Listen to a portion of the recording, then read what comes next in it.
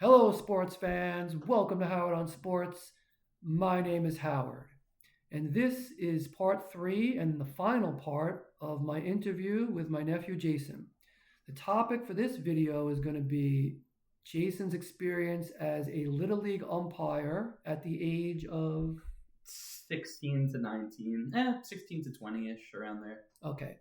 So, as we all know, Little League uh, parents of Little League players get very emotional, Yes. very passionate in Yes. defense of their children. Yep. Sometimes can be very hard on their own children because they have Totally. great expectations for them.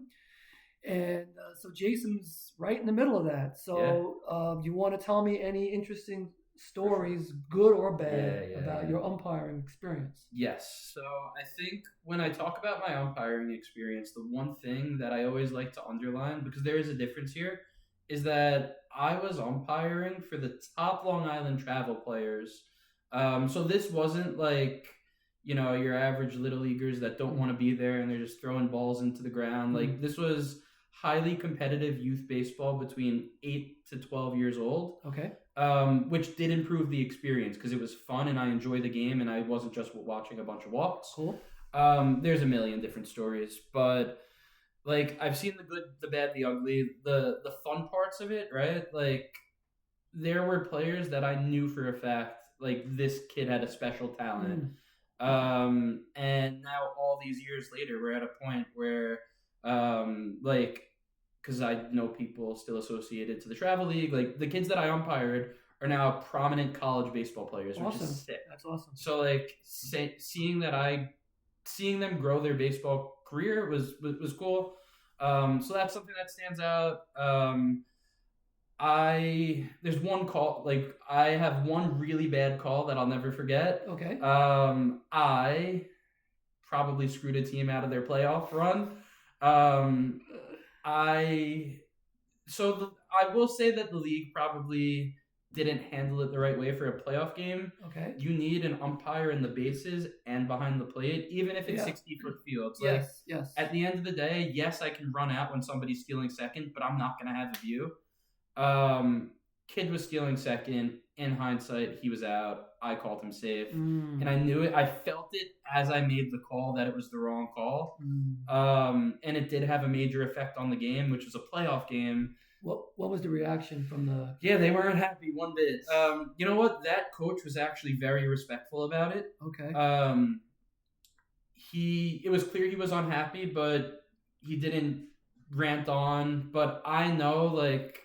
because my friends and I will talk about our experiences playing baseball growing up and talk about the big games. I know that I'm a part of somebody's story nowadays when they're talking about it and they're like that one umpire. That's funny. So that was that. But I guess if we want to talk about, I should probably talk about some crazy parent. Yeah, give me like one example. Okay, so even with these kids being good because it's travel and not Little League, I'm still not calling a major league strike zone. I'm couple inches off the plate or a half inch, whatever it is, a little bit of length off the plate in all directions. But if you're keeping it consistent and you're establishing a strike zone, then at the end of the day, like the players have to adjust. Yeah, sure.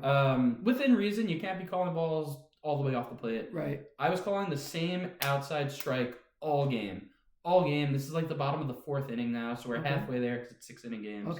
Okay. And maybe it was the coach's son. I don't really know why this one call ticked him off more than all the other ones. He came storming out, like cursed me out. Oh boy. Yeah, real bad. And Were you scared? Not scared, but like do keep in mind that I was 18, 19, and all the other umpires in this league were probably 30, 40, 50-year-old dudes. Okay. So these coaches probably felt like they could take a little bit more advantage of me or come down on me a little bit more because I'm younger. Yep. I totally held my ground. Like, I wasn't proud of the fact that we were yelling at each other, but we were totally yelling at each other. The guy did the classic, so I tossed him. He did the classic, like, I'm going to wait in the parking lot. And I was like, no, you have to leave. And I stopped the game until we got there.